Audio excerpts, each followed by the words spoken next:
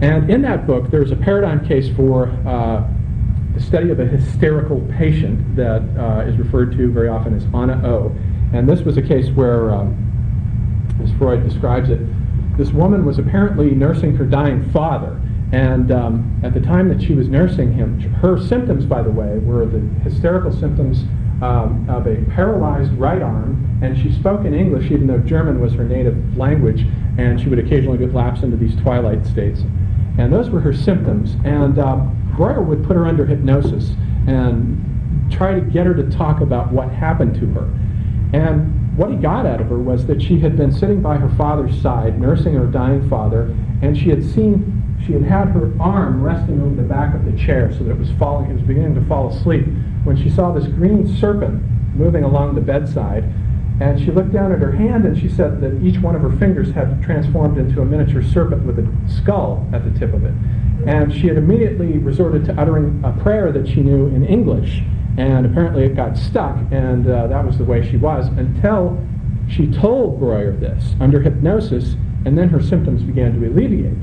And then so Freud and Breuer began to get excited about this and to realize that we're onto something here. It has to do with recovering repressed traumas which have taken place, but which, if they are brought back to consciousness, they will alleviate the symptoms. Something is trying to become known within us and through us. And so that is the beginning of psychoanalysis, that case right there, and that is the case of hysteria.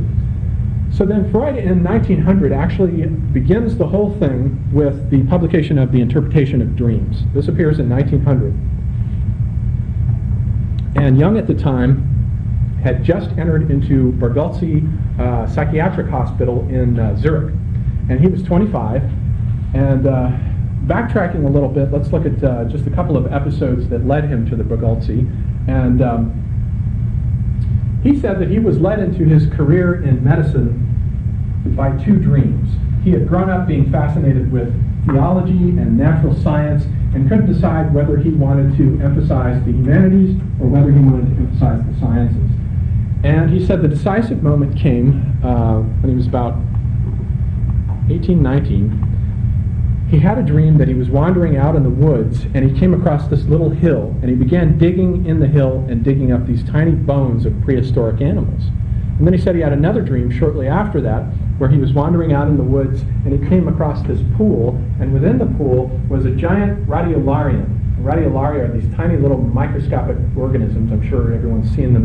They look like little mandalas, and they're very beautiful organisms. And he said this thing was 3 feet. It was huge, and it was shimmering and opalescent. And he says, I knew after those two dreams that I would study science, not the humanities, because he wanted to know about biology and the mysteries of nature, and he was very crucial about being taken seriously. This is a complex throughout his life that you'll see playing itself out. He very much wanted to be taken seriously and not dismissed as a mystic, because he had grown up in this environment where his mother had some strange, she would do very strange things, he said, and she herself had come out of a family of mediums and mystics, and she had this whole tradition of contact with the spiritual world. And the attitude, of course, at the university world would have been dismissive of all of that. So he decided to go in for sciences, and specifically to major in medicine. So he goes to the University of Basel, majors in medicine, and then he tries to decide what area in medicine he should specialize in. And he decided on psychiatry, which at the time was, of course, totally, generally something that you didn't study. It wasn't taken seriously at all. And he said right around 1895, 1896, he was at home studying one day, and you'll find this all recounted in the introduction here in the Portable Jung. If you read through Joseph Campbell's account here, he tells all of these things. He was studying, and his mother was in the other room, and the door to the study was ajar, when all of a sudden there was this loud snap. And it startled him, and he got up out of his chair, and then he goes in, and his mother looks flustered, and he says, what happened? And they go over to this huge walnut, 70-year-old walnut dining table, and the thing has just split from the center almost, or from the periphery almost to the center. It's a huge crack. He says, I had no idea what could cause that. It didn't seem to be related to the climate or the temperature or anything. And he said 2 weeks later, he came home from school studying medicine, and his sister and mother and the maid were all in agitation because they had heard another snap. And they all looked around and they couldn't find it, but Jung looked at the breadboard, and he looked into the bread basket, and within the basket there was a huge steel knife. It's about this long. There's a picture of it in C.G. Jung Word and Image, that had broken into 4 separate pieces, and each piece was in one of the 4 corners of the basket. And he said, I kept the pieces of that knife to this day. And you can see the picture in Word and Image of the 4 distinct pieces. Huge steel knife. And he said this all occurred at about the same time as he was attending seances with his cousin on his mother's side, Eileen Preiswerk.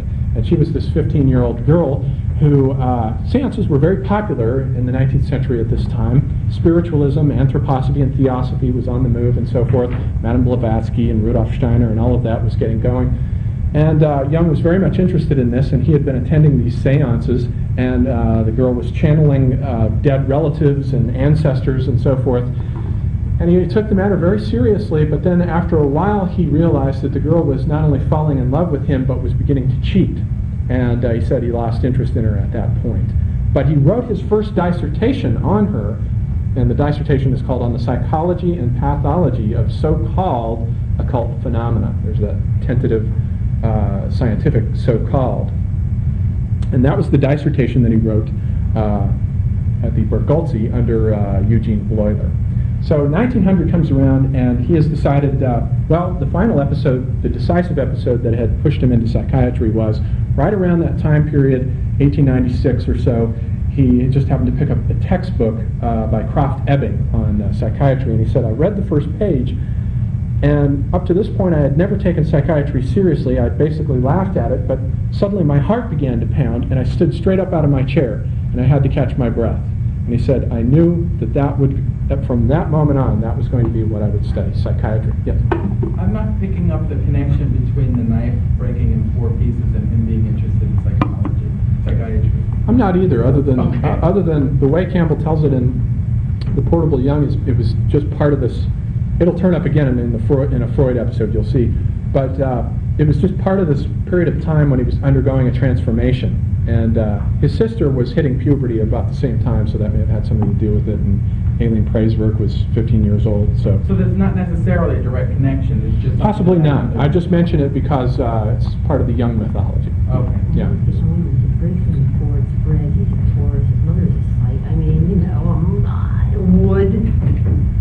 And you'll see in his relationship with Freud, him having, it becomes important because he feels justified in believing in the occult, not just by studying it, because he believes he's actually experienced these parapsychological episodes, so he knows damn well what he's talking about, is what he'll later say to Freud, more or less. So that's, yes? But wasn't there also, and I don't know this story real well, but does anybody have the chart of Freud's father? Because there's some issue of Freud over his own, obviously, sexuality, since the guy got hung up on that cross beyond others. Yeah.